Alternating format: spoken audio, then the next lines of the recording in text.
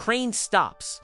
You hear it before you see anything. The squeal of brakes, metal grinding against metal, and then silence. After 3 days inside that cattle car, silence feels impossible. 78 people with you in that space. No water for the last 48 hours. The smell was something you won't be able to describe to anyone afterward. If there is an afterward, the door opens. Light hits all at once. Brutal. You blink.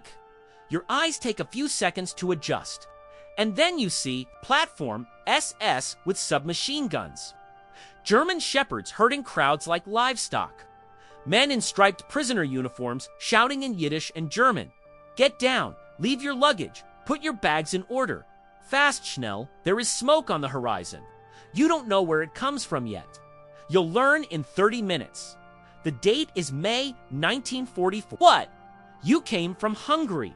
You are at Auschwitz-Birkenau in southern occupied Poland. You don't know that name yet. In your head, you are being transferred to work. That's what they told you when they put you on the train. Work in the East. That's what everyone was told. You climb down. Your feet touch Polish soil and the texture of it, hard ground. Packed by thousands of feet before yours feels wrong in a way you can't name. To your left, a line of women and children. To your right, men. A command voice separates them. You don't argue. Nobody argues. There are submachine guns pointed at the crowd. The man in front of you in line is a doctor. You know this because you talked for the last 3 days on the train. His name is Jacob. He's 52, had a practice in Budapest, 2 kids. He's carrying the medical bag he never set down.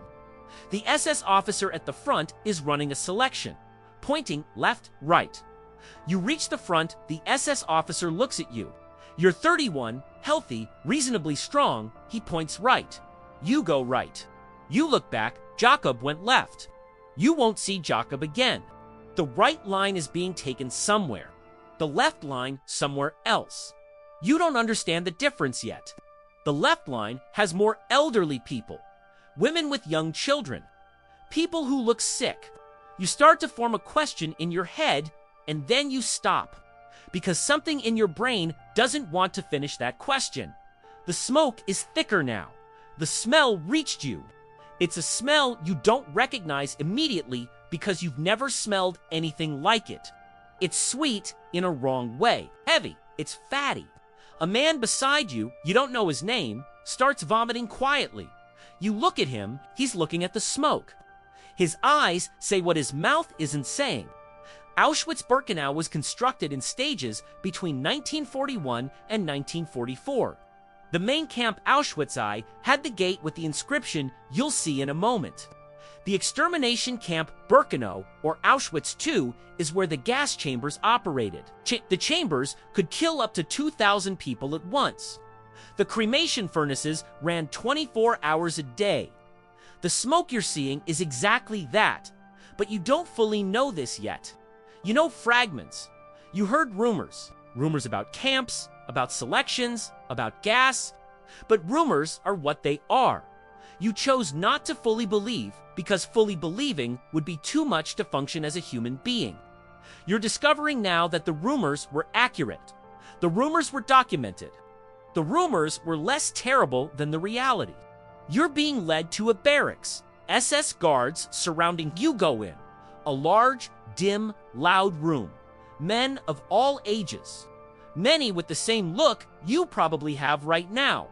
The look of someone processing in real time a reality their brain is still partially refusing. A man in stripes, a Sonderkommando, though you don't know that term yet, approaches.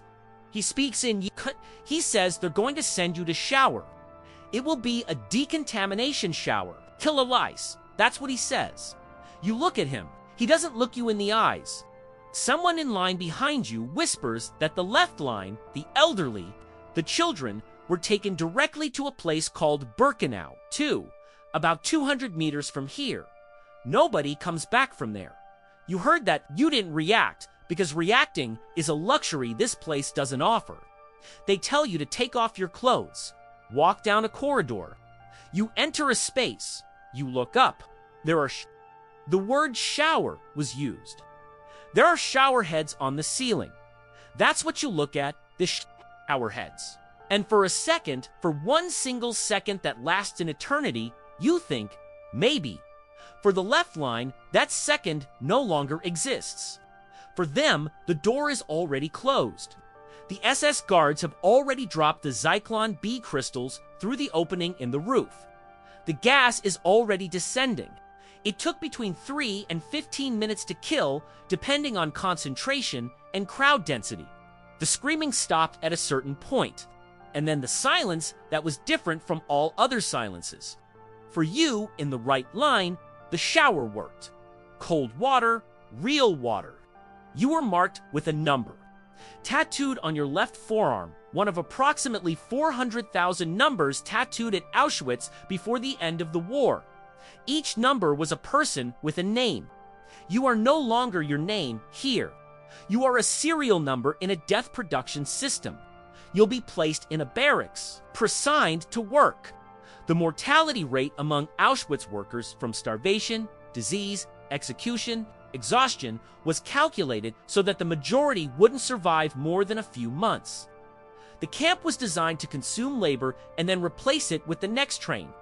The train that brought you was part of what historians call the Hungarian deportations.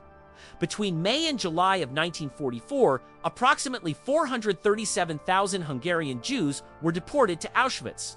It was the single largest transport of prisoners to the camp in its entire history. Of those 437,000, approximately 75% were selected left on arrival and killed within hours. Killed that same day. With the smoke you were seeing from the train, you won't know for some time, maybe never, what happened to Jacob, to your family, if they were on the same train, to your neighbors, to the community you left behind. You won't know for weeks or months how many of the people who arrived with you are still alive. The camp's system was designed to eliminate information as thoroughly as it eliminated people. Nazi Germany killed approximately 1.1 million people at Auschwitz-Birkenau between 1941 and 1945. The estimate most accepted by historians, 90% were Jewish. The others were Poles, Roma, Soviet, prisoners of war, gay men, Jehovah's Witnesses, political opponents. The camp was liberated by the Red Army on January 27, 1945.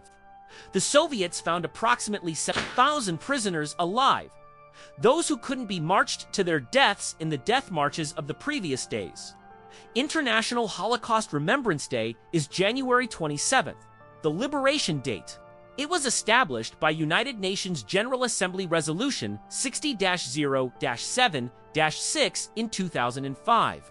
You're in the barracks. It's night. You haven't eaten. The temperature in Poland in May at night can still drop below freezing. The wooden floor is cold.